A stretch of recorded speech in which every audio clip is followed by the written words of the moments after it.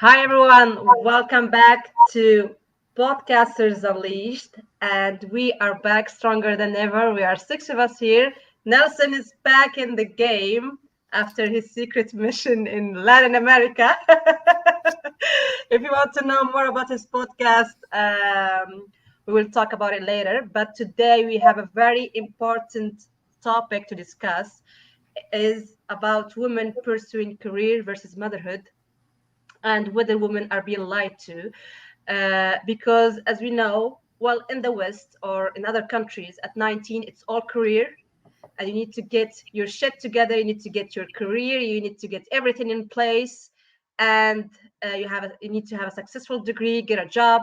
But at 30, some women, they have this shift in their mind where they no longer find their career satisfying, and they no longer feel this fulfillment in their work field. So according to Forbes, they have done a survey from Deloitte, and they have come up with the statistics that fewer than half of women are satisfied with their current jobs, and 51% are less optimistic about their career prospects than before the pandemic. And these are real statistics. You can check it out in Forbes magazine, and also in Deloitte too. You can have all the details about this survey. So we are picking this topic. It's not just about women's issue. It's a society issue that could affect the family. It could affect men and women too, and society as a whole. So before going deep to this topic and answer the question, are women being lied to, I would like to introduce my co-host. So let's go with Matilda. Hello, everyone. This is Matilda, host of Coffee with Matilda, A Journey to Self. My podcast is about finding yourself, loving yourself, and coming out of adversity stronger than before. And over to you, Victor. Thank you, Matilda. I am Victor Osio. I'm the host of Diaspora Entrepreneurs Podcast. And then, we talk about strategies. I interview diaspora entrepreneurs who have exited the daily grind and have successfully moved towards the life full of freedom. So we talk about mindset, we talk about strategy, and we talk about fulfillment of your ultimate lifestyle. Over to you, Nelson. And good morning or good evening, everyone. This is Nelson Jason Brano. I am the host of Investing in America, excuse me, where we talk about how to invest in the United States, specifically U.S. real estate. And we have incredible interviews with some incredible individuals. And I look forward to having all of you on. And our book is coming out and our YouTube channel as well. So over to you, Carla. Hi, I'm Carla, and I'm the host of the Wonder and Wellbeing podcast, which is a podcast for parents and educators, and it's for kids, all about kids between the ages of 5 and 14 years old and how to improve their education and their well-being. Over to you, Simon. Hi, thanks, Carla. I'm Simon Rushton. My podcast is Taxi Chronicles, where I just interview people as they get in a taxi. They talk about their career, they talk about what's going on in their life and love, relationships, to all manner of things, and we publish it every day at 8 a.m. and it's short, it's 5 to 20 minutes, and it's on all major platforms. Back to you, Howler. Thanks, Simon. So also my podcast is Women Stories Podcast. We will share all stories of women across the globe. So tune in for a new episode. And for this topic of today, we are going to start from the beginning and see how this issue and how women's life has changed before, back in the 60s and now. So I want to ask Nelson, how do you see the role of women back in the 60s and now, and did it change to the best? Well, thank you very much for that question. Okay, Nelson was not around in the 60s, so let's just get that out there right now. We don't know your age, so. Well, I wasn't like in the workplace in the 60s, okay? I was in the process of being conceived. All right. So that's the first thing. Okay. So I would venture to say that even before you go to the 60s, you got to go to the 1940s and 30s, right? So there's a cycle of things here. The United States in the 1940s, a lot of the workplace was actually women. Women were heavily in the workplace. Why? Because a big chunk of the U.S. population went off to fight World War II, whether it was in the Pacific or it was in Europe. And when those men returned, a lot of those women left the workplace. Okay, so they left the workplace. But women occupied a lot of what you could be called non-traditional jobs. They were welders. Some cases became pilots. So a lot of jobs women replaced. In the 1960s, you could say it went more towards women going into more professional, white collar careers. So that's what you could say happened or started to happen, right? Because if they go into it in the 1960s, where are you going to see that? A generation later, 10 years later. So that's kind of like that cycle has been going. I think that was driven in part by the liberation movement of the 1960s, counterculture, all of those sorts of things. Okay. So I kind of had to give the picture before that. Okay. So do you think it's changed to the best? Well, the best is a personal. That's a very personal answer, right? But I would say, and again, it may be because of this, it may not. It probably does have a part of it. You have had more of a breakdown in family structure. Okay, more breakdowns of family structure. I, for one, was a latchkey kid. For the folks that don't know what a latchkey kid was, a kid, the parents literally would tie the key to the house like a dog, like the dog chain, like the dog tags with the military. You have the key, and then when you go home, you take the key out and you'd put it in the door, and you had to tie it to the kid around the neck so they wouldn't lose it. Why? Because the kid got out of school earlier, me, and my brother and sister as well. So we were latchkey kids. You had the key, and you went home, and then your parents came home a couple of hours later, and hopefully by that time you had your homework done. So again, I would say it all depends on a lot of the values. What are the internal values, right? For some people, if externally those values weren't that strong, those kids might be having drugs, having sex, heaven knows what's going on. In other cases, the kid comes home, they know they got to do the homework. Oh my goodness, my parents are working. I need to do the laundry. I need to go pick up my brother and sister. I need to have dinner going. So again, internal values dictate a lot, or even structures, values and structures. Yeah. But Nelson, were your parents immigrants? Yeah, they were immigrants. Yeah, big I time think it's immigrants. important in the conversation to know when you're an immigrant, you have to, women and men and children, they're in a different category. You have to work. Well, it's not just you have to work to catch up, because so much you just don't know about. You just literally, your parents don't know. You don't know. If somebody comes to sign an insurance contract or sign something, usually it's the adults read it. When you're an immigrant, the kid is the one that's reading it. Hopefully it makes sense. So you're an immigrant. But again, a lot has to do with the internal value systems and habits of that family, of that unit. Yes. Yeah. Okay. It's very important point to outline also the values and internal system of the family structure. I want to talk to Simon and know your opinion about this, and how do you think women's role has changed? When we say change, are we talking from like the period of the war, or are we just talking up to date? We're talking from the 60s, because the 60s of the feminist movement started in the 60s. So okay, fair enough.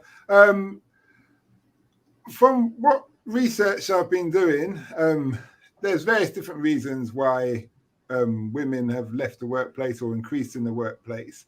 My personal opinion is it's been women have been, like, from the war, women showed that they could do every job more or less, because when drastic times, drastic measures, but all hands to the deck. So there's no argument that women can't do a certain amount of job, any job.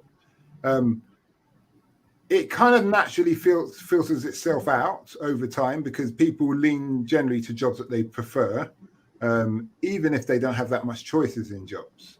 Now, the argument is, which is quite interesting, is are there enough women in every occupation? And that is, to me, it's a bit of another debate, but I think, well, there's women in jobs like that so they can do the jobs. And the change of things is, I think it's just about the best person for the best job. And as an employer or someone who's been employed before, you just want somebody who doesn't have to, you have to make the least amount of changes. But statistically, yes, women have been growing. I could talk up to date where women have been growing drastically in the workplace. And they've, for instance, teaching. If you look at teaching from the 60s, that was heavily male dominated. And now if you go into school, I can talk about England, it's just heavily dominated on women. Now, somebody is pointing out that that's changing. Women are leaving for various different reasons, but I don't want to jump into your future questions. So I shall leave it at that for now. Okay, thanks, Simon. So yeah, well, in the 60s we had the feminist movement, and I would like to know from the audience, do you think feminist movement changed women's role today? And do you think the society is evolved into a better way? So I want to know more about the financial independence that women had, and they have also now. Victor, I want to talk more about the difference between the woman's role in the Nigerian tribe or in Africa in general, or and how do you see the difference between the West? Yeah, thank you. Thank you, Carla. I just want to maybe clear some, I don't know, some misconception about women in Africa and their roles. Women in Africa, majority of them are entrepreneurs. So the factory movement started coming into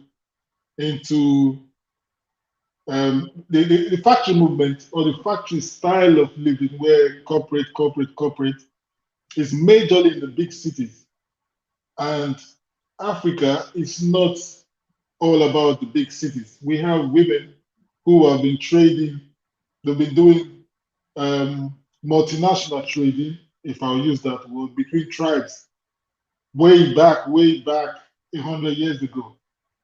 So they go for days, they're like merchants. They go for days, they bring back spices. So women have been huge earners in the family structure in Africa for a very long time. So they're not, it is now, what's it called, nowadays, that we start seeing women going for the employment thing, because when they grow up, they go into family straight away, and that balance is kind of natural for them. So it's not what it is. What it's not. Can I use the word monkey see, monkey do? I don't know if that's correct, but that is how it is. It's just generational. So it's not. There's no big shift when it comes to this, but you can see the ones that are more academically inclined, who are more, should I use the word structured, or who follow a well structured way of assimilating processes, which we call workers today. They find themselves tend to be more, they find themselves employed. But being employed by the man is not really, from a cultural perspective, it's not really a thing. Being employed by the man, because the man goes out to hunt, the man goes out to work, the woman as well goes out to work. You get, and the in between, the kids and all those domestic stuff is being I don't know how it's being run by family, kind of. So those shy kids, no, no, no, it doesn't really affect families like that Mm.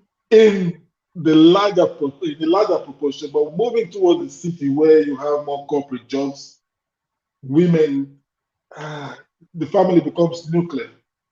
Now you have to depend on yourself or your partner. So your earning level is greatly in danger because you can't really explore. And there's that support structure is not really there. I don't know if I'm rambling, but that is Yes, just the point I'd like to drop now. yes. So basically, growing. Okay, Simon, go ahead. I just want to add to what Victor was saying. From my time living in East Africa, and the BBC even spoke about it. Africa's continent, a big, quite a big percentage of African continent relies on women doing like this, like an underground Silk Road from West Africa to East Africa. They're taking like Victor said, from food to creams to hair products to clothing, and that's really strong. And also going back to your question about the 60s, we've got to remember this. Government does pump a certain rhetoric about trying to get women into work. They may have their own motivations to try and get more tax, but many mums were working, but they're just working from home.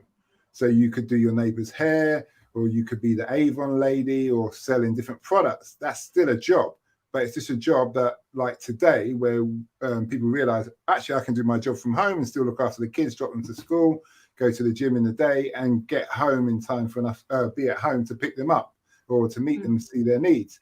So I personally would say women, in many respects, have always been working, but it's just that whether it's the rhetoric of the government or whatever, haven't really valued what they're doing at home, because you do have, let's say, the stereotypical, which isn't necessarily true, lady who just sits at home after looking after the kids, but you do have the other lady, which is, for instance, Africa is very prominent, very common, sorry, where they're doing many different things to bring in that added money, whether it helps the family or it's just they're spending money, whatever, but they're doing something. They're not just sitting down. But back to you. That's interesting to know that point of view in Africa and what's happening there. I want to know more about Matilda and your culture and your point of view. How do you see women supported their families before, and did they lose their motherhood job? I think if we're talking about Iranian culture, it's a little bit complicated because of the revolution. So, revolution, women before revolution, they had a different place in the society. They were valued better. They had top jobs. Actually, Iran was a very advanced country, Shah time, and then revolution happened. And as we know, or as people who are interested to know, uh, women are very suppressed in Iran because of these new Islamic laws.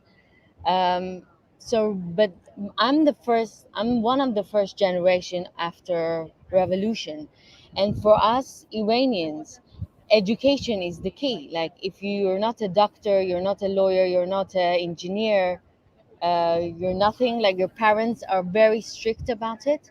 I know maybe Indians are close to it or Chinese are close to it, but for Iranian family, you don't need to go to football game after school. You need to study. Like, for us, even like middle school, studying 12 hours is a normal thing after school, to do your homework and then study. Women, actually, right now, they have my age, in their 30s, they have the highest PhDs per capita. It's in Iran. Okay. And not just regular PhDs, they have PhDs in mathematics, chemistry, physics, because they know by education, with education, they're buying their freedom, they're buying their independency. And it's very important and interesting to see that. Um, in Iran, every family is pushing their daughters more than their sons to study a lot, because they know that's the way that they can get somewhere in a society. Otherwise, women are very suppressed. Yes, but it has a high cost of just pursuing PhD, and PhD, it takes a lot of time to have Yes. it. Career takes a lot of time, and women, they don't have much time like men. But What? yeah, Yeah, in Iran they do it all. Like for my dad, he's like, "Oh, you have to work, you have to be a mom, you have to do this, all of it together. Doesn't matter how it costs your health or something, but you have to do it because there is no other way around it. If you don't work, then the society and the system, and God forbid you marry a wrong guy, then your life is in a very wrong place." I mean, in Iran, women don't have a lot of rights. One of the things I can tell you, if you're married, you want to get divorced. Obviously, it's very difficult to get divorced. Woman cannot yeah, ask for divorce, and if the man divorces you, you cannot take the child. Even if the guy is a criminal, is in jail, the child goes to the parents of that father, and if they don't have a parents, it goes to the brother of the father, yes.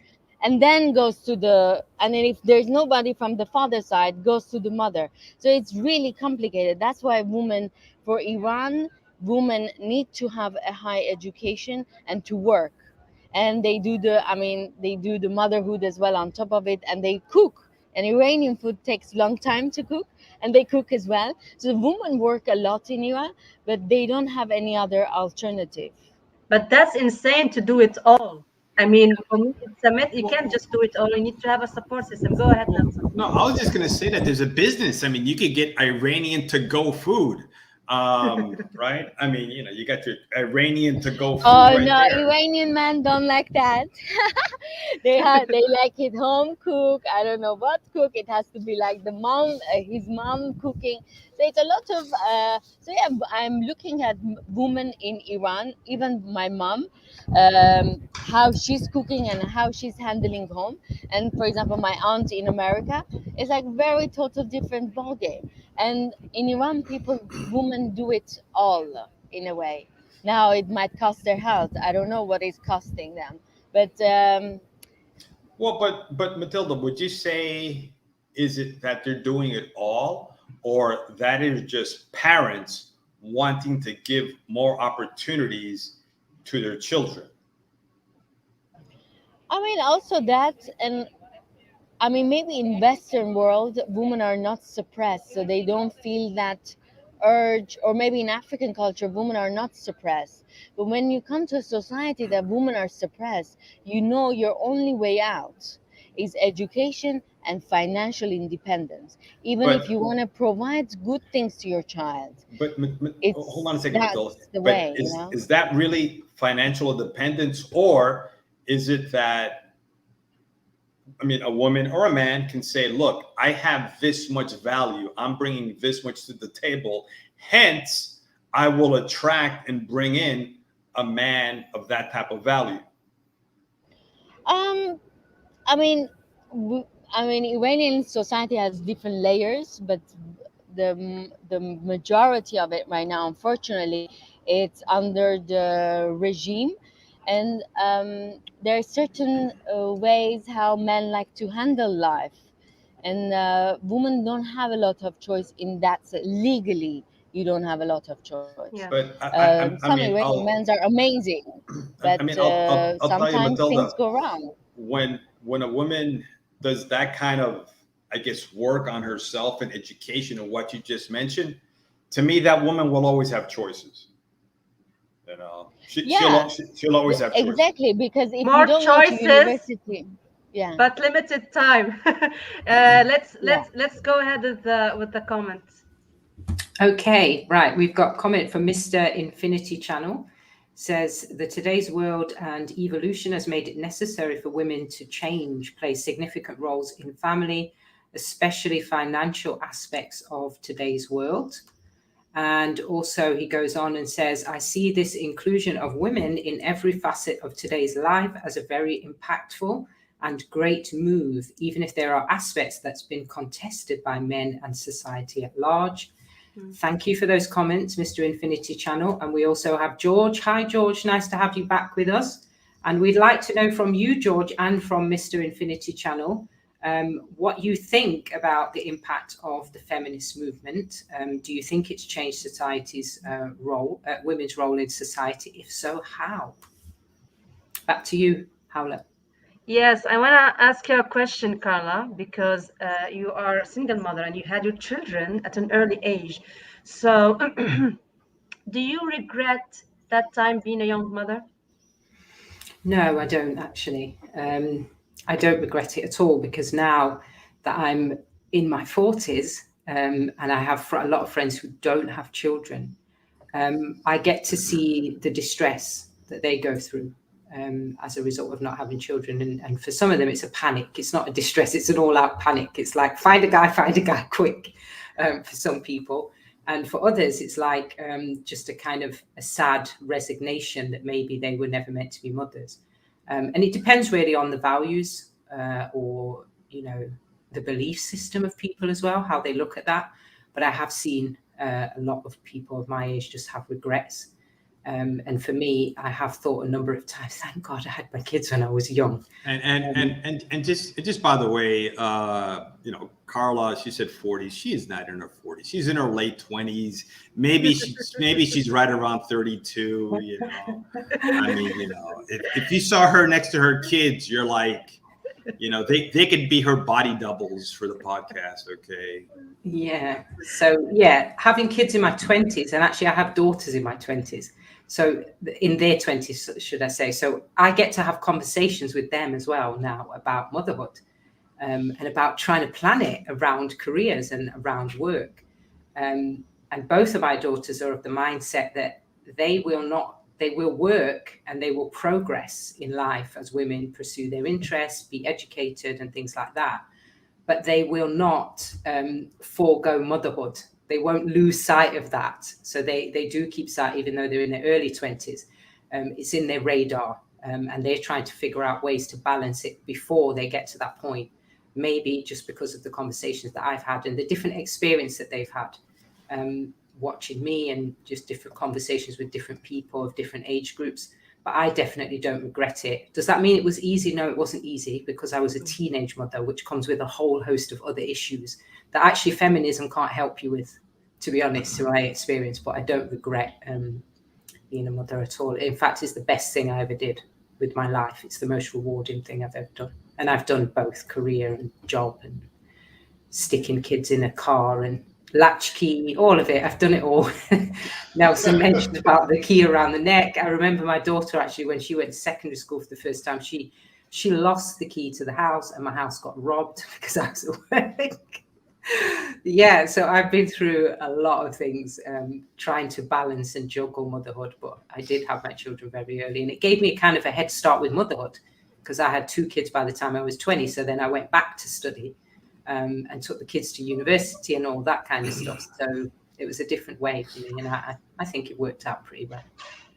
Yeah, and we are proud of you, Carla. Yeah. Yes, What I wanted to say Victor. is, what I wanted to say is just on the opposite side of what Carla was just saying just now about people on higher level, executive women, women with long-term career, doctors, and then the Wall Street, the who is who. See, I had a research here which I did regards executive women that wants to have it all, or the myth of having it all, and it's from the Harvard Business Journal, Harvard Business Review, and it says that about 33% of women in this top one, in the 1%, they are kind of between the ages of 41 to like 55, in as much as they are the chairman of universities, they are the execs of Wall Street Bank, Morgan Stanley. Yeah, they actually crave that thing that Carla was saying. She will never give it up for anything. She's very proud of it. They actually crave that thing, which some of them, according to the research, they will not like acknowledge it publicly. They'll put on that brave face of go chase your career, do this, do that, do it. But on the flip side, on the real they will tell you that, according to the research here, they will tell you, see, I still crave for this. I don't know how. My 30s just went like that. Now I'm in 41, 45, 52. How did I let this go? I thought one day, and one day I woke up at 52. So I just want to add that to what Carla just said. Yes. And especially for women, for example, if they have a successful career and they don't have a personal life, a life partner, what the hell they are going to do at their 40s till 60s or 50s? What the hell they are going to do if just they have a career? That's that's a very See, I sacrifice am thing to up. do. See, Hala, I'm up for a strong woman. I'm up for the career part. I'm up for follow your career for, but there should be, in my opinion, there should be a balance. Yes. You get, And because that balance according to actually, the companies, they don't give that balance. That's why we have this kind of statistics now, where we see a lot of women, they leave the work behind them because there is no life balance. I don't have life balance with my work as a full-time job woman. uh, I want to know what Simon's think. First, there's a question I was going to respond that or a comment that Matilda and Nelson brought up, but I'm interested. Well, let me address that first. When they're talking about women, is basically you talk about Armenia. Correct me if I'm wrong here. About they get a good education, which makes them worth more. But from Iran. sorry, Iran. Armenians are not that much of in education. Iran is. Okay, thank you. So what that makes me think of, because first of all, I thought of Beyonce. Don't know why she came in my mind, but she did.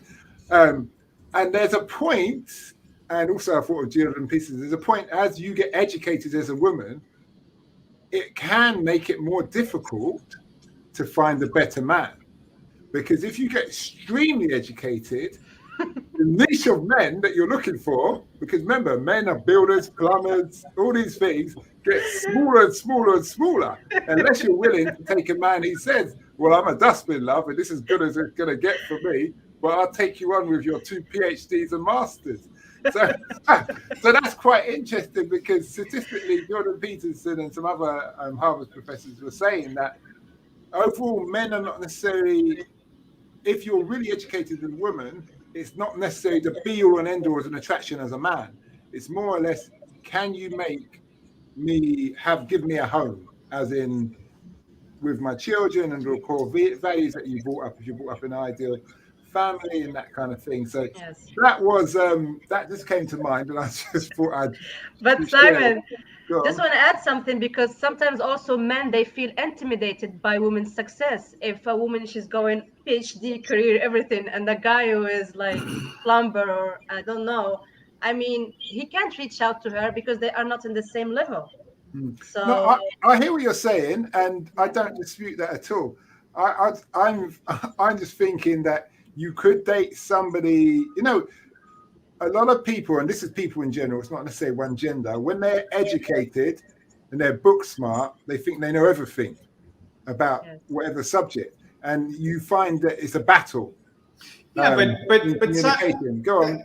But I was gonna say, but Simon, you have people that have no smarts and they think they know everything.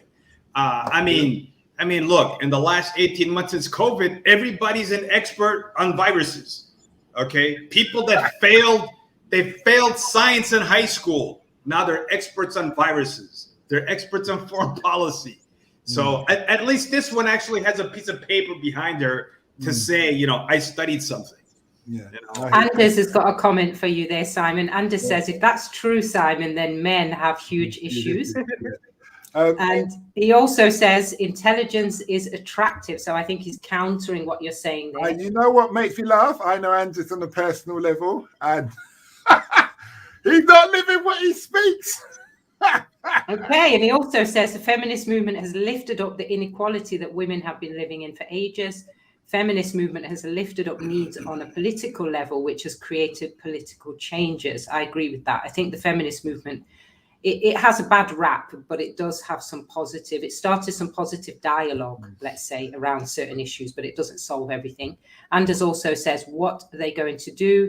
That question is the same, either you're male or female. That question is a deeper question about what creates meaning in life, no matter male or female. And Mr. Affinity says, of course, it has brought loads of changes, talking about the feminist movement. One of such changes is late marital life, if not total abstinence from marriage. Interesting comment there. I think that's true in certain countries as well. They've seen a massive reduction in women, in fact, people in general getting married. And Daniel says, women have played a critical role in our societies. They are in politics. Back to you, Hannah. Just to add in there, women, what I found, and this is beautiful for Kenya, Kenya has a woman MP for every county automatically. So you've got the normal MP post where you could vote in either gender or whoever, but they also have a woman MP for every county just to represent women specific issues, which is way far ahead compared to what the West, and that's not done by the feminist movement. Simon, 1 second. If you could just explain to the non-British listeners what an MP is. Oh, sorry. It's a member of parliament. So it's basically a politician. It's somebody who can influence government and has a say. So what they're saying is, let's say we have 360 or whatever members of parliament. That's they all represent a county or a borough or what have you. But then you also have a select amount of people who are just designated for each county, who are there specific for women's issues, like when I spoke before about the drunkard husbands coming home and harassing their wives, and the women, they went and spoke to the women MP, and the women MP spoke to the police and had the pubs shut by 9 o'clock. So the men start to behave. Yeah. So why does the pub owner, the bar owner, have to pay the price? Well, someone's gonna, it's a big sandwich and someone's gonna take a bite. Yeah, and I suppose that is funny, isn't it? That's an interesting example that you brought out there, Simon, because actually that shows a question of values being conflicting with economics. So in some countries, they would say, well, the business owner's right to stay open later or whatever is more important than the local women's complaints. But obviously, in that case in Kenya, the local women took the vote more than business did. But why did she marry this guy? No, but I mean, why did she marry this dude? It's core values, though. It's what does your society, any society should have core values, family core values as a priority, because that's what makes a society work. And that also obviously includes giving women protection that they need and fair opportunity. So 1 second. So if the guy overeats, we're gonna close supermarkets down too. If we're gonna close McDonald's down if the guy likes to eat a Big Mac. Nelson. McDonald's is a single guy, and if he's overeating at home, that's the wife feeding him. She got to go to jail too. But anyway, back to you, Carla. Yes, we've got more comments. Yeah, go ahead, Carla. So Mr. Infinity Channel had earlier said that there's, feminism has brought lots of changes, and he brings out this comment. He says, which is quite interesting. Again, some women have taken this change to the extreme and not given respect to the men or husbands like days of old. And he also says the greatest positive aspect is the supportive role in terms of helping their partner or husband and children in solving financial liabilities and career building. So he's talking about the pros and cons there of the feminist movement as he sees it. Yes. And I want for the audience to answer the question, why motherhood is not advertised enough? Why you see a lot of women after high school, that all of them, they chase career, and just the fact of hearing the motherhood, they are like crying away from it. And this is a fact, because not even in the Western societies, but in the all societies. So yes, Matilda, I want to ask you a question, because we all have seen Jordan Peterson videos and lectures. What? I say it's not going to be advertised because it's not sexy, I have a theory. I beg to differ. I It have is a the- sexy. I have a theory for Yeah, that. because if they want it to be something, they'll make it more appealing. They will advertise it more. They'll make you see more reasons why. See, take it like this. Say in the UK now, they have shortage. There's a shortage of, or for the forecast to see, there'll be shortage of the birth rate will decline. They would start inviting people to come into the UK, just like the Irish government do a couple of years ago. They will start advertising for families to Mm. start like giving birth to make sure that the birth rate comes back, all their population ramps up again. Yeah, sorry about this. Go ahead, Yeah. Matilda. Yes, Matilda, I want to ask you the question. Do you think putting these ideas and saying to young women, go in your career full big time until you finish and figure out what you want to do next, do you think that is a great idea to advertise it to women, to young women? Yeah, of course. Definitely not watching Kardashian and Nicki Oh, Minaj or God, she whatever makes that sense. is. I think it's important to teach young women that you need to go get your education, because lots of times with your education, you fight for your freedom. You never know what life can bring you. You might be married and all of a sudden, God forbid, the husband dies or something happens. You need to be able to have a good education to provide for your children. Now, I think it's important also to say, yeah, you need to go have a good education, good career, and advertise marriage as well. Marriage, having kids, um, and also maybe we need to question the laws and maternity leave, for example, why in certain countries is so limited. I know um, we have a friend here right now with us. He's from Sweden, Simon's friend. They have, I think, 2 years of maternity leave paid. In America, it's 8 weeks unpaid. Now it's up to company that they pay certain amount. I think, yeah, women need to be educated. What's the other alternative? Not get educated, finish high school, and stay home and get married and see when the husband is bringing home some money so they can do their nails, or they can do, I don't know, something that they like to do, or just take care of kids. I think there's more to a woman. Women are very complex. We can. Yes. I think we are not just satisfied being in one thing. We want Yeah. all of it together. Men are more simple. So comparing men to women is a very, I think, wrong thing to do. Men might be very happy with a career. Women only with career, they're not happy. They want to have children. They want to have good friends. They want to have a meaningful life. They want to have a good husband as well. So all of it. Well, why So if you not? miss They're one of these, capable. yes, so if you miss one of these factors that you are saying, what, you are I out of don't the think you game? should. I don't think you should. I don't think you should How? miss it. Because we don't have much Nelson, time. Nelson, are you just Nelson, gonna sit Nelson is down there going and to say go and ahead, accept Nelson. that men are simple, Nelson? And men are I'm just simple. a simple guy waiting for the chance to give my simple response. You Go know. ahead. Um, okay, so Oh, you God. know, I mean, Matilda, you brought up some good points. Okay, you brought up some good points, but again, I would venture to say, and let's think about this. Let's really think about like a pipeline or a career line, right? Um, because something that we're really missing here is when Simon was talking about, maybe a woman, if she gets too much education, she takes herself out of the marketplace, right? Two things. One is the person's got to have a good personality, right? Whether they have more education, less education, if they don't have a pleasing personality, it doesn't make a difference, right?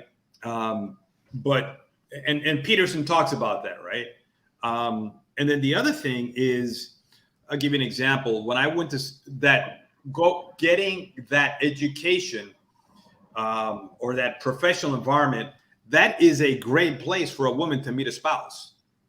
That is a great place for her to meet a spouse. All right. Yeah, that Um, definitely It's is. not anymore. huh? It's not anymore with the pandemic, believe Well, me. we'll do another podcast. We'll do another workplace, podcast that's where you have to find on husbands. that. Yeah. So I remember when I went to school at the University of Georgia, there was these girls. You meet your fellow classmates, and I remember I asked these girls, "Hey, what are you getting your major in? What's your degree in? What are you getting it?" And these girls said, I am here for my MRS degree." And I remember I went back to my dorm and I was like, MRS degree? What the hell's an MRS degree? And I was looking at them like, you're too young to be in a master's program. And okay, no internet. And I remember I looked in this little book, and there was no MRS. And I was like, all right. And yes, Simon, there were dinosaurs. Yeah. So, and then finally my roommate said, "Nelson, what does MRS stand for?" And I'm like, "I don't know. Masters in Research?" No, Mrs. MRS. They were there to get a husband. They were there to become a Mrs. So-and-so, MRS degree. So a perfect environment for them to meet. And a lot of these women, they were getting degrees in teaching. They were getting degrees in like teaching early childhood, grade school, because they kind of had this thing mapped out, but they knew that they were in a great environment where they were going to meet a guy for that MRS degree, right? So there is a little bit of kind of wargaming here that people, if they're not doing, they're being a little bit naive about things. Okay. All right, Kaola, back to you. Okay. Yes, Carla. Okay, so we've got lots of comments coming in about lots of things that you guys have been talking about. Women are in leadership in all our arms of government in my country. For example, in judiciary, the Chief Justice and the Deputy Chief Justice are all women. In the National Assembly, the Deputy Speaker is a woman, both in the Senate and in the National Assembly. We also have women beating men in the national athletics. As a Kenyan and African, I'm proud of our women's role in the society. Salo, welcome back, Salo. Nice to have you here. Says, hello, guys, long time. From my perspective, I think ladies have made it a sort of competition when it comes to career. As they say, one is more beautiful with brains. And as we know, this gender, when it comes to competing amongst themselves, it gets crazy. Certainly does. Akram, nice to have you back, Akram. There is no doubt that the materialistic society did not have mercy on women, especially married women. And Daniel adds to that, women's successful predecessors have contributed a lot in our societies to educate a girl child and scramble for meaningful jobs such as doctors, pilots, engineering, etc. These concepts are actually meaningful to our traditional setup. We are embracing the elements of modernity, and he's speaking there in the Kenyan context, I think. And Akram, a mother who is absent from her child during the maternity stage is a harm that cannot be remedied later, regardless of the society's need for her work. I think that's a very important comment. Very, very important. And I can back that up.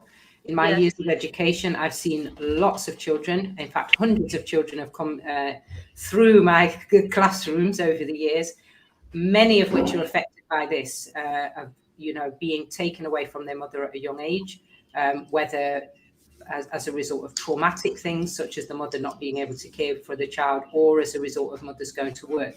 And the irony of it is that quite often we rank people in society according to what their parents do for a job. So the higher the position of the parents, the more status the child has.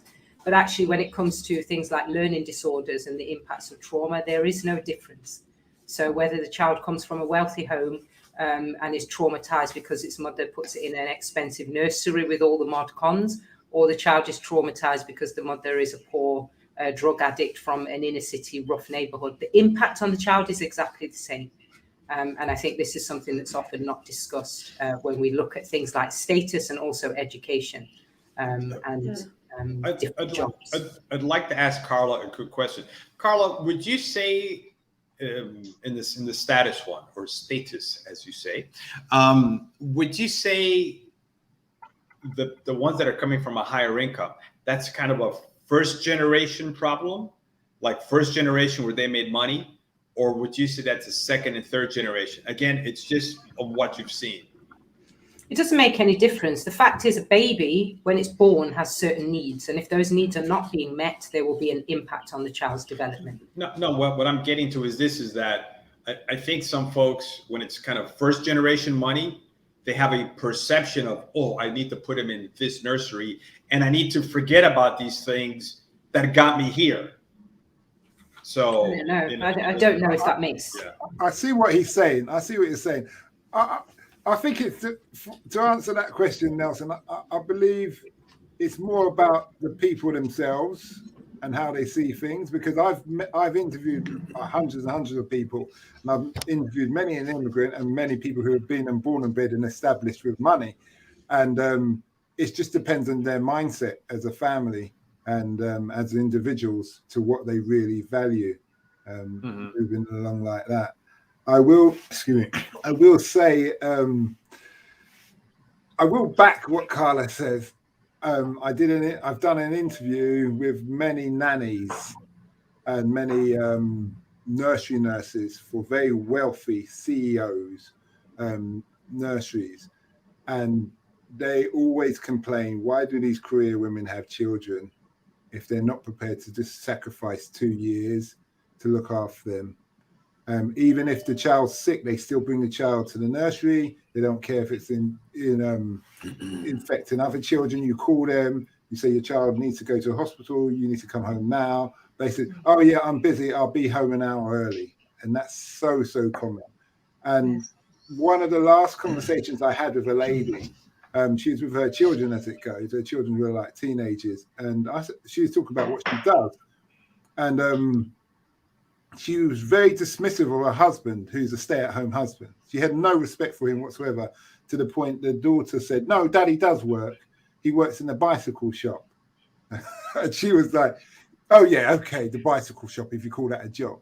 So when the feminists are like advocating for work and all of this and all of that, I always look at it like, from my own experience, is that for a period of time, somebody needs to stay at home for the child interest, and you don't have to look down on the other person. And so stereotypically, you could say that lady had the attitude of a typical man against her husband, and it shouldn't be a negative attitude, regardless to whoever wants to stay home. But women certain times women can get very aggressive, trying to be, let's say, a male-dominated industry, and take on traits that aren't necessarily conducive to the relationship or to the child's well-being.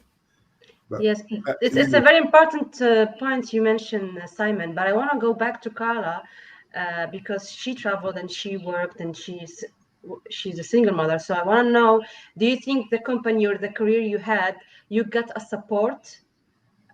Because what Simon is saying that there are a lot of mothers who are pursuing career, they neglect somehow their children and they don't pay attention to their children. So do you think it's 100% fault of women or the work or the society? What do you think, Carla?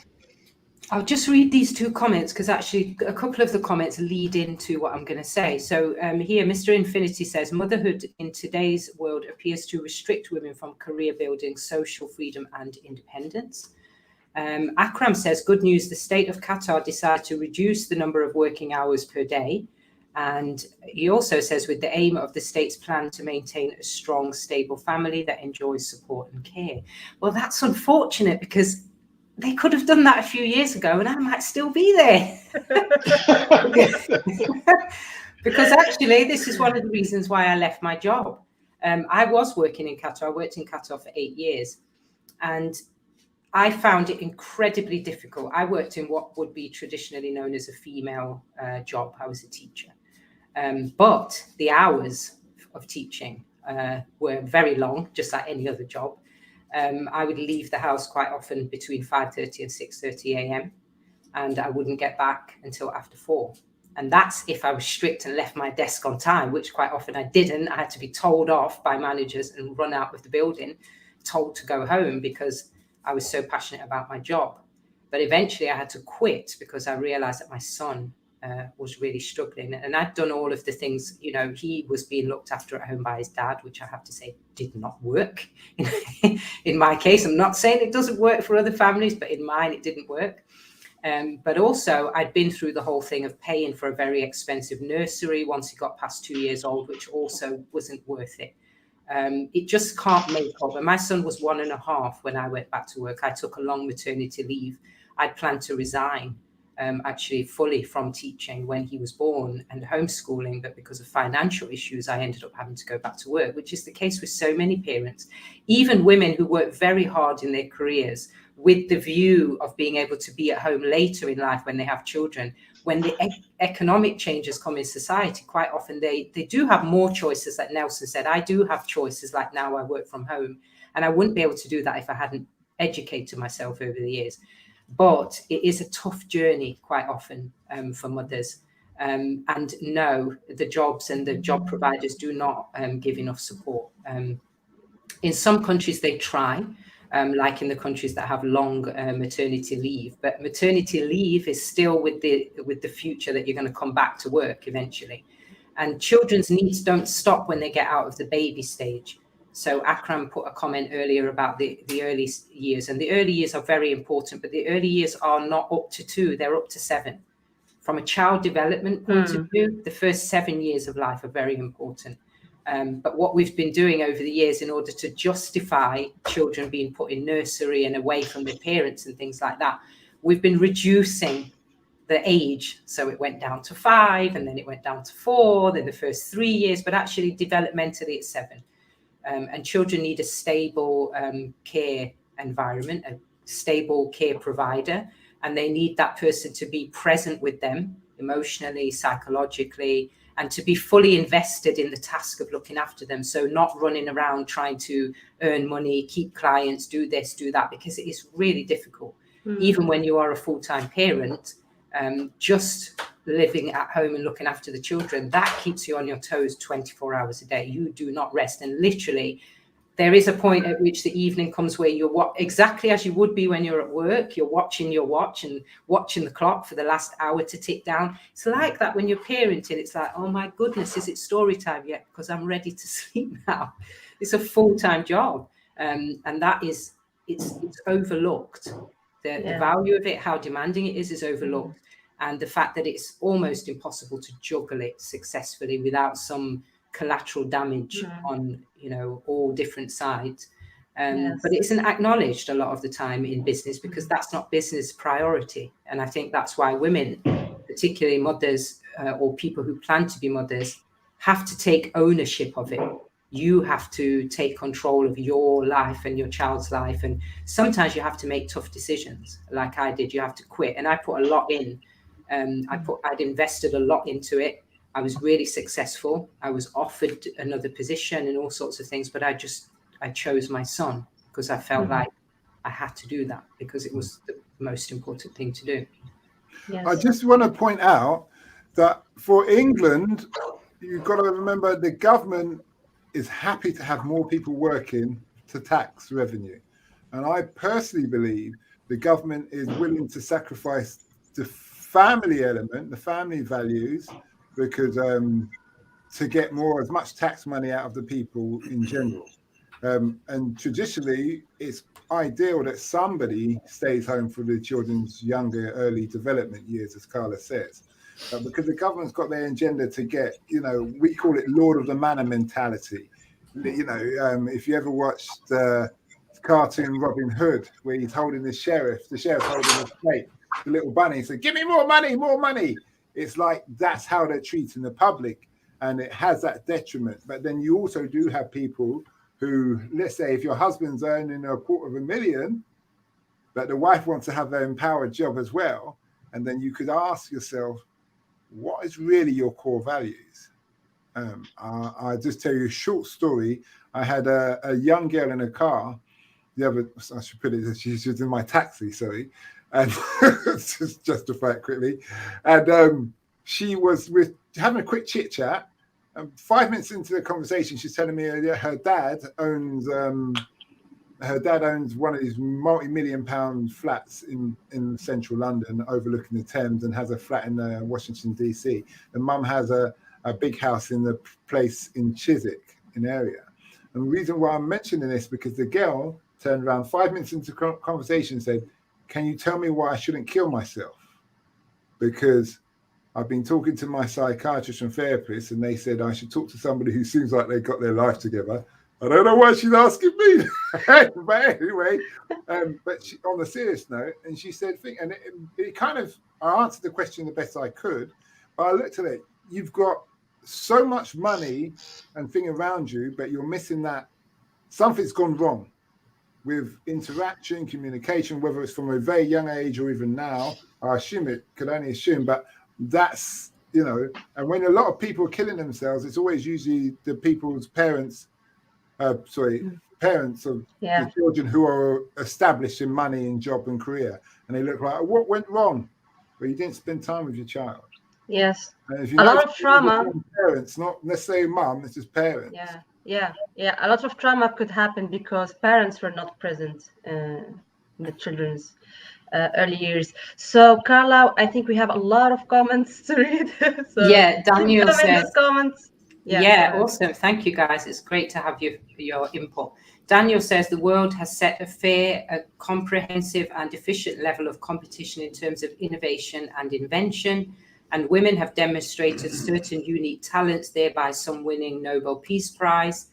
Nads says, totally agree that it is so important for the mother to be integrated fully into a child's life, especially during their formative years. And also a career is very important, but I don't know, I'm not more so, it's a balancing act that women have to go through. It's hard, but can be done. Jules says, I have enjoyed a wonderful career, but when I had children, I felt that motherhood must take a priority. I balanced that with starting my own business. It's hard to find a balance. Absolutely, definitely, Jules. Sometimes it's harder actually to start a business as a parent than it is to have a 9-to-5 job. Salo says, I don't think the career women neglect their children. It's more of a life plan. And according to most of them, the nanny sorts their children's issues. And Jules says, totally agree with Carla. Mr. Infinity says, totally agree with Jules. Difficult to find a balance, especially when the kids are still young and need full attention. I think even when they get older, a lot of issues to do with teenagers actually result from their parents being distracted by work and assuming that because they're teenagers, they can take their key. As Nelson pointed out earlier, they can take their key and let themselves in and behave themselves while their parents come in, but they often don't. So I think even teenagers need somebody to be hovering around. Mr. Infinity says, great meeting, guys. Have to go another call. Great to have you with us, Mr. Infinity, and we hope to see you again. And Jules, Mr. Infinity, I agree. Back to you. Yes. Okay, Matilda, I think you had a point to mention, or Nelson. Go ahead if you. Well, I have maybe 2 points to mention. I wanted to make sure people understand the feminist movement was very important movement for human history, for humans. We need to have a balanced society. If we want to have a strong woman, we need to have strong men as well. And I think one of the reasons that feminism failed in so many ways. One of the ways is we gave power to women, but then we don't give power to men. So we are bringing women up and the men are on the same level. Look at women in 70 years ago, where they are and where they are now. The standard is higher now for a woman. But what about men? Have we raised the standard? That's one of the issues.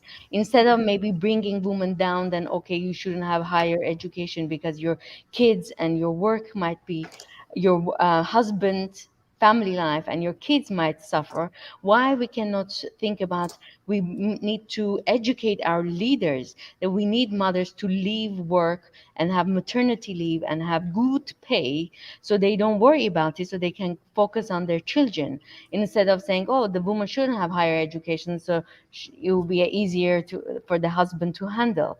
So we need to raise the bar for men as well. And also I wanted to read something very interesting. In America, feminist movement was different because in 1920s, if anyone is familiar with our commandments in 19th Amendment is about women voting, which happened in 1920s, and feminism started, was the first movement of feminism in America. In France is different story, and I was shocked to read that French women.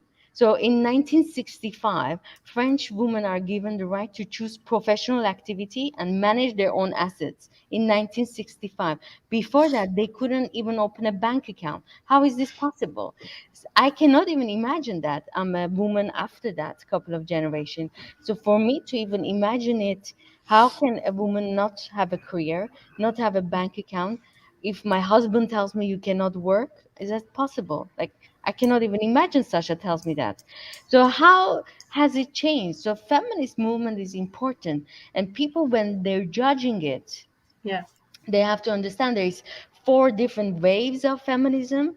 There is six, seven types, different types of feminism. So just coloring everything with one brush is not right. It's like Yeah. politics, it's like religion. We have Taliban that they're religion, but obviously what they practice is way different than Islam. So feminism was important for human liberty, not only Yeah. woman liberty. Yes, I agree with that, and we need to mention the pros and cons of it, not only the cons. Yes, and I agree with that. But we have an important question for the audience, and this is the last one before we wrap up with some more questions for my co-host. Is about, are women being lied to pursuing a career and take it as a fulfillment for the life? Because this is an important question for the show, and I would really love to have your answers on this.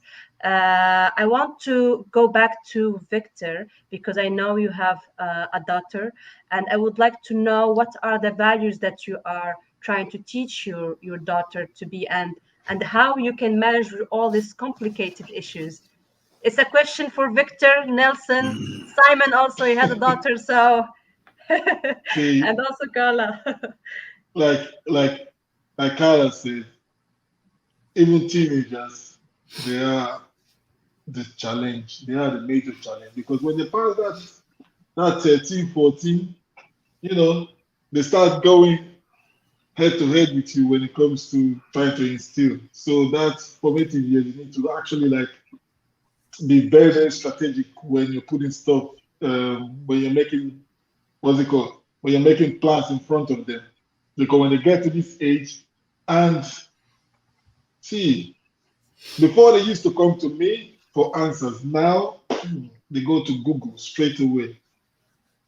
Again, where did you hear that from? Oh, come on, Daddy, you don't know. You don't know. You don't know. So when I don't bring in something that made sense to them, the next minute they just bring out their phone and start like,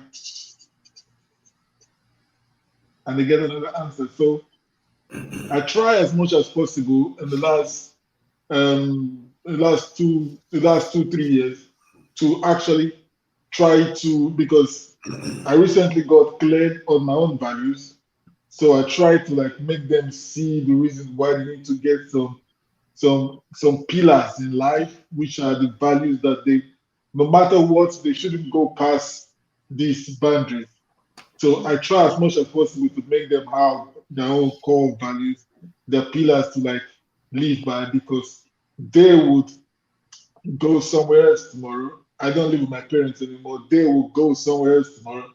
And it is those values that I believe that Google cannot give to them, or YouTube, they can learn from YouTube. So I believe these are the stuff that, and above all, I want them to be the best that they can be and live a very fulfilled life and never ever neglect family, which is one of my core values, anyways. Hmm. Yes. Very interesting, Victor. Nelson, what do you think? What should we teach young women? I know you have a very, very lovely daughter, so What I think is important is, well, there's a couple of things. One is that sometimes we feel that the grass is greener on the other side, right? That the other person is doing better. So it's important to be very grounded in your values and in your habits. So that's important, right? And along with that, it's important is to teach decision making, and that decisions have consequences. Decisions have consequences, and to be not so much like a pinball. Society says this, society says that. Well, the question is, what does society value, and then what is it that we value? What do I value? What's important? So a lot of this is if there's a lot of me, maybe the solution is we. So mate selection is important, right? Who do you select to be your mate? What tribe do we create? Because that's all very, very important right there. But to me, I think it's kind of taking a longer view towards things, not so much a like, how do I raise my value in society, and how does that work through time? Okay, because there's timelines for everything, and if we can. So for me, I teach that to my daughter. I teach leadership, and I like to emphasize it, and also decision making and how decisions have consequences. And I make it all into a game for my daughter who's 10. I make it all into a game because they want to play. So I'm going to take advantage of her ability to want to play, to be competitive, to be able to do that. And she even says this, says, what about this boy right here? Why don't you play with him? She goes, Daddy, he cries too much. So even at that young age, he says, hey, he cries too much. I'm always having to push him along. So selection is important. Decision making is important. And the grass is not always greener on the other side unless you plant it. Okay. Okay, thanks, Nelson. And that's it. Thank you. Simon, I would love to know, what do you teach your daughter about this issue? I mentioned my daughter before. I teach her about the core values. So you have a goal, and in having your goal, you've got to be realistic about what's going to happen. Because let's say her goal is to now become an orthodontist, but she also says she wants to have 4 children. Well, when you have 4 children, you're going to become a team with somebody, so you're going to have to compromise. Regardless of who you pick, you have to look at, and where your career is, you have to look at what are best your skills to what are best his skills. And I said, for instance, if you look at your mother and you look at me, what are my attributes that I bring to the table when it comes to dealing with things? She said, well, you always bring money, Dad. All you do this. And I said, what does Mum do? Well, Mum understands and takes time and all this. I said, okay. So you may have those attributes of your mum as well as me, of course. But when you're going on doing your career and now you want to start having children, if you've got those attributes and your partner has attributes that I have, you may have to, take a break. But what I do want to say is something that relation to one of the big issues or things with women in the workplace isn't necessarily to do with just men. It's because you've got 2 kind of sides of career women. You've got women who are happy to be in a career, and then they say, I'm going to take a 5-year or 10-year break, whatever, and look after their kids. You've got other women who say, I'm going to carry on. Now, if everybody was, let's say, family, core value, family related, and said, okay, I'm just going to take the break, look after my kids, and come back and slot in wherever, then there's not so much competition. Do you see what I mean? But because some women are staying in there no matter what, and just giving their kids to like nannies and all of that, it kind of offsets the things. And you're pointing at men, when really and truly is your woman counterpart that you're competing against, not necessarily the man. And I just wanted to throw that out there as a bit of a devil's advocate thing. I'm not saying women shouldn't have a career too, I believe. So I want my daughter to have a career and a business and her family. And I'll do everything possible to make sure that happens. But it's just something on a real life situation we need to consider as a unit. Yeah. Carla. Also, there is an important factor as well. Not just Nelson brings out a good point about partner selection, and Simon's adding more to it about planning and all of that kind of thing. But I think the rest of us as well, sometimes we forget the role that the rest of us have to play in it. And I was thinking when Simon said that about my perspective as well with my daughters, I'm not just thinking about my son now. My son is 10. He needs me around as a mother, but I'm also thinking about my daughters, and as they're going to plan their careers, what role am I going to play as a grandmother? I'm thinking about that already from now because of my experience. So when we're looking at society and we're saying, oh, this is not right and that's not right, and women have a hard job juggling family, we also have to look at ourselves and say, well, am I someone that supports the women around me or the women that I'm raising? And am I going to be prepared to provide a support system for them so that if they are, for example, like Simon's daughter, going to have a business and a career and a family, can I play a role to support them a little bit? Because support systems are essential. And if we don't see our role in society as part of the support system as well, that also contributes to problems for families, for children, for husbands, as well as for wives, for fathers and mothers. Because lots of fathers also face challenges with balancing fatherhood and career, which is also often overlooked. You have lots of single fathers now as well. Yes. Go ahead, Nelson, and then Matilda. Go ahead, guys. Yeah. So, kind of something that Simon said, and it's like if with the daughter that you're going to be an orthodontist. Any career I think that's worthwhile. Again, what Carlos said, it needs to be a team effort. It's not that I'm an orthodontist. Behind every, let's just say, difficult career, difficult profession, there is someone else behind you.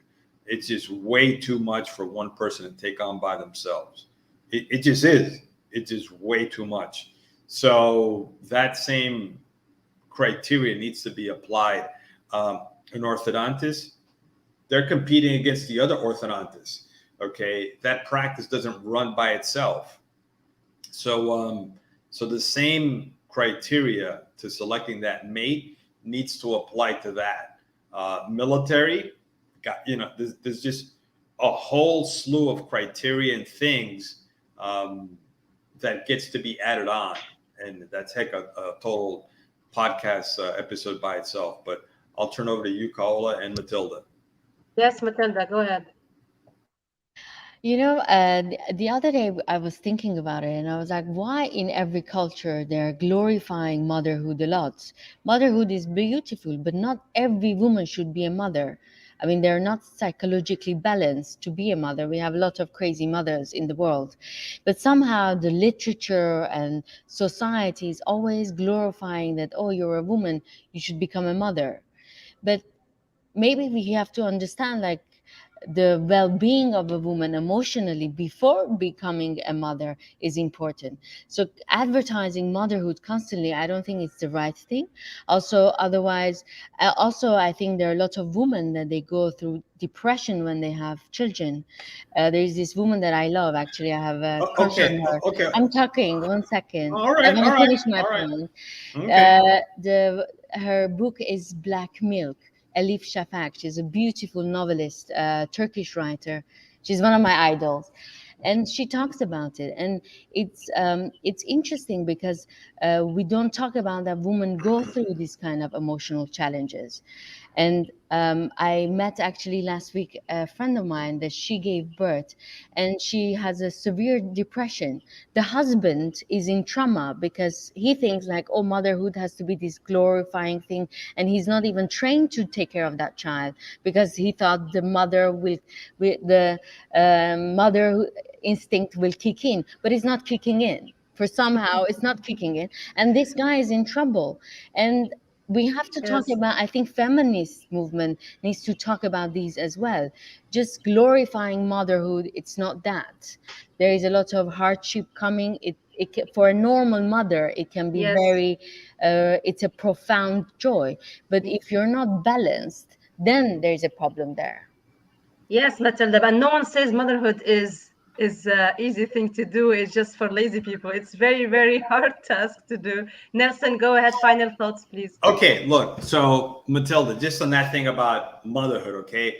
It's about value. How do we value in society? So let me break down the situation. You're on the Titanic. It's going down. The lifeboat is there. There's two women. One says, I don't believe in motherhood. I'm not going to have a kid. I'm a this, I'm a that. The other one is a mother. Who gets on the lifeboat? Oh, for me, coming from a culture that I am mother, but is Okay. every mother a valuable mother? This is the key. We are not Right. talking about No, the psychological exactly. balanceness. Exactly. So we're talking about what society values, right? What Yes. society values. So Okay. I'll leave it at that. But Guys, on the Titanic, just you know to if you're jump, going down or you're getting over. All just to right. jump in there quickly, a Yes. lot of mothers or who are struggling with depression don't have the traditional family unit where you have, like, if you use an example of the African thing, if 3 months prior to having a child, you stay with your mum, your aunt's there, your sister's there, you give birth, you go and rest. They just pass the baby around, feeding it, talking, everybody comes, blah, blah, blah. And that goes on for 3 to 6 months. You regenerate the bird. They only wake you up when it comes to breastfeeding, blah, blah, blah. 6 Yeah. months later, you're ready to go. You still got the support system if you need it. But the Western model is a problem. And that's Yes. why you get so many cases of depression. So Mm. I think we do need to be clear the difference between different traditions and cultures. And a Western thing is not always the best. And I think Yeah. society's proven that Yeah, today. and that's why There's we need leaders to give certain, I don't know, laws, that pass certain laws that is benefiting motherhood. Otherwise, the society is in danger. Guys, we have comments we Matilda, want to read. well, Matilda, there's too much, there's too many laws. See, Yeah. there's an African tradition called Omugo, that's what they call it. So where the wife's mom, after giving birth, the wife's mom officially lives with the newborn mom for 3 to 6 months, teaching her ABCs. Yeah, but it's It not has in nothing to Western do. world. It's not It has here. nothing to do with laws. It has nothing to do with passing out new laws or no.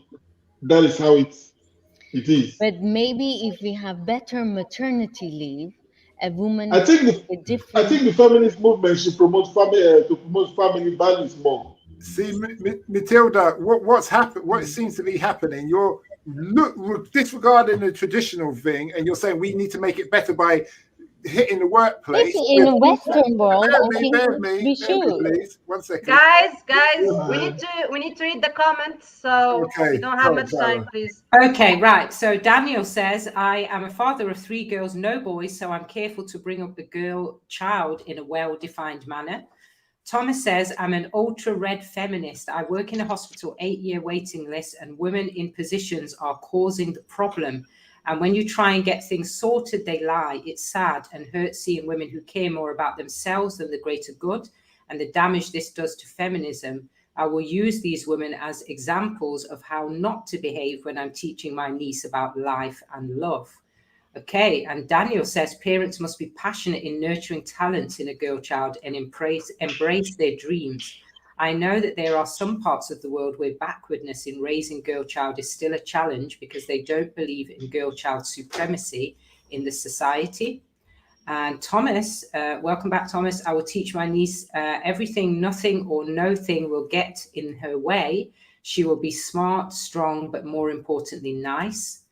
And Jules, the system in some workplaces and industries don't always allow for the woman to take a break and slot back in. Women are not necessarily trying to compete if they are in a field already. And Jules says, not on a level playing field. So for some mothers, balancing motherhood and career becomes making a choice between motherhood or the career, definitely. Yes. And Salo says, I don't think the women are being lied to. Some of the careers act as a security based on the family she is coming from, the country she is in, and mostly for herself in case she needs it in the future. The world is full of surprises. You'd never know which weapon you need in future, despite how planned you are. Very good point.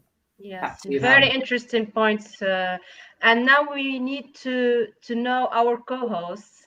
I would like to have 1 minute each one of you to tell me or to answer the question, the principal question: are women being lied to regarding pursuing career? Go ahead, Matilda. I don't think you're being lied to. I think it is what it is. This is the situation. We have a biological clock. Obviously, it's a little bit of a disadvantage as far as when you're competing with men in a career, in your career field. But it's beautiful as well. Motherhood is beautiful. Your career is beautiful. Your friends are. I think we women can have it all. Now you need to balance it in a certain way. Maybe you need to have a better support system. You need to find a better husband to support you in all, that way as well. So choice is important, and I think we can have it all. If I have to stay home and just take care of my kids, I don't know. I'm not a mother. I don't think I will be that fulfilled. But having all together will be, I will have a Okay. more beautiful life, I think. Okay. Victor? Yeah, I don't think they've been lied to. I just believe that they chose the lie because it brings down the it goes more personal to me what success means to you as a woman. So if you believe that I'm not against women who follow their career, I'm not against the ones who, but to me personally, I would hope for my offspring to have it all if they can have it all. Hmm. Okay. Thank you, Victor. Nelson? Yes, Nelson. Yeah, I wouldn't say that they're being lied to. I would say that people need to take a really long look at the decision making process and really look down deep within themselves and for what kind of life they want to lead. Uh, so that's what I would think would be even more important because it's important. I mean, why do we go to do a career? So we can create an income and also have a feeling of being valued and important to society and in society. So I think it's important, the questions that we ask have a lot of importance Yeah. there. So they need to ask that kind of the second and third question, not just this yes or no question, but will this create the life that I want? And how will it create the life that I want to lead? Maybe that's a better question. How will this create the life that I want to lead, the life that I want to create? It's a how question. And that kind of by itself will make the other questions and things fit into place. Yeah. You know? Yeah. It all comes down to vision. Simon, your final thoughts. Are women being lied to? It's interesting, especially being near to the last, because I get to hear other people's opinions. As Nelson Mandela said, always be the last one to speak, but Carla always gets a privilege. I wouldn't say they're being lied to, but what I would say is this: men don't get to do both. They don't get to be a stay-at-home dad and a career. So I think have a full-time career. So I think realistically, you have to look at it and say, well, if you're trying to do what men do, then it's you can try and mix and blend, but you're not going to be able to do the whole full-time career as a man does it and do the real in-depth mother thing. Yeah. And I think that's where the falling down comes into play, that you got to be things. You can always say, yeah, the workplace should do this and the workplace should do that. But at the end of the day, I would argue your family structure should be supporting you. Your grandmother, your mum, all those people. Those are the things that matter. You can't just start telling your employee, you need to give me more time so I can stay at home as well as do this. No. In fairness, yeah, there's a certain amount, but there's a cutoff line. And if anybody who's owned their own business, you don't want people coming to you who are just going to bring your business down and cost you more and more money. You want people who be committed to do the thing and their own personal issues or their own personal issues.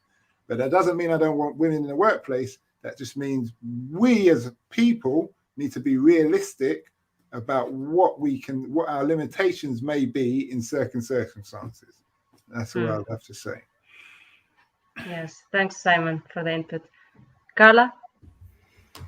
We've got two final comments from Thomas. He says, the nicest woman gets on, and a mother is the greatest job. Thank you for those comments, Thomas.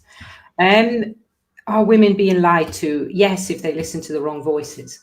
Always. You will. If you like lies, there's always going to be someone out there to tell them to you. So it all depends on who you listen to.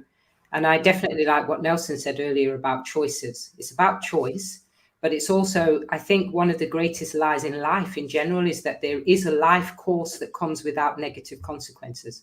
There is no life course or no choice that can be perfect. And when we have this phrase of having it all, that sometimes gives the impression that there will be no negative consequences, but there will be. And it's all a choice. You're going to choose this one that's going to have a set of pros and cons, and that one that's going to have a set of pros and cons. There will be no perfect option. And I think that's a lie if you believe that. But the choice that you will make, if you have the skills, if you have the resources, if you have the support system and the network to facilitate that and make that work for you, then you can't go wrong. Yeah. Thanks, Carla. Yes, Yeah. Nelson. Yeah, Please just make it short. yeah. So, hey, I'm a simple guy, right? So that's what Matilda said. We're simple, so it's gonna be simple. So something that Carla just said that people say, hey, they want it all, right?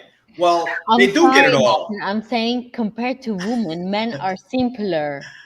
Matilda, I'm good. So, but what I Carla just said want is, to give facts, and that's a fact. You can look at it. Any psychoanalyst, they say women are more complex than men. Yes. Woman emotion is more complex. Just if you wanna Google it, I'm not one of Victor's daughters. I'm not going to be Googling all that stuff. So, but something that Carla said, which is that people want to have it all, right? So people do get it all, to include the downside too. So we really do get it all. So they get it all, to include the downside, and that's just what I want. But we just have to be cognizant of what the downside is, right? All is not upside. All is the downside and the upside, and that's it for me. Thank you, Carla. Thank you guys for your input. And for me, yes, that was a lie because I heard the wrong voices, as Carla said, because I thought that career is the ultimate goal for my life. And I neglected a lot of things and I wasn't paying attention because all of the stress, all of the lack of support system, I found myself in a in a place where I was always career because I don't have anybody else. I just need to go straight forward. And now my mind has shifted. And a lot of women at my age in a lot of countries, their minds shifted at the end of their 20s to find something else and to pay more attention to the thing that matters rather than career. Thank you so much for commenting and for being here and watching. I know we are running out of time, so I would like to thank George, Mr. Infinity, Anders, Daniel, Akram, who else? Jewel, Salo, everyone who is watching us, everyone who is supporting us. Please give us our feedback. Share this for someone who is in need. Share this for young women all over the world. They need to hear that they have choices, but they have also limited time. So I'm the host of the podcast Women Stories. You can find me on Spotify and all other platforms. I will just let my co-host to introduce their podcast. Go ahead, guys. Simon Rushton, my podcast is Taxi Chronicles. I interview people when they're in a taxi and they tell me all about their life, their journey, their story, and sharing their gift, which is hopefully to enhance your life once you've listened to their interview. Over to you, Carla. And I'm Carla. I'm the host of the Wonder and Wellbeing podcast, which is a podcast for parents, for mothers and for fathers and for educators and everyone who's interested in children's education and wellbeing. Over to you, Nelson. And I'm Nelson de Zambrano here, the host of Investing in America, where we talk about how to invest in U.S. real estate and bring in other topics as well. And yes, there's a YouTube channel coming and a book, which should be coming out by the end of the year. All right, over to you, Matilda. And I'm Matilda, host of Coffee with Matilda, A Journey to Self. And our podcast is on all platforms, podcast platforms, on YouTube and Facebook. And over to you, Kavla. And Victor, do you want to tell Victor's podcast as well? Yes, so you can catch also Victor's podcast, Diaspora Entrepreneurs, on all major podcast platforms. Unfortunately, he needed to leave for emergency. So I would like to thank all the listeners, all people who tuned in tonight. Thank you so much for your support, and tune in also for One another. second. Yeah. We have another podcast, Kaola, Women with Stories. Can you tell us about that podcast, Kaola? Yes, well, Women in Stories podcast, as I mentioned, is a podcast to help young women to see and hear our another stories from women across the globe who rose above different challenges and how they have done that. So tune in for new episodes. Thank you so much for listening, and see you next time. Bye.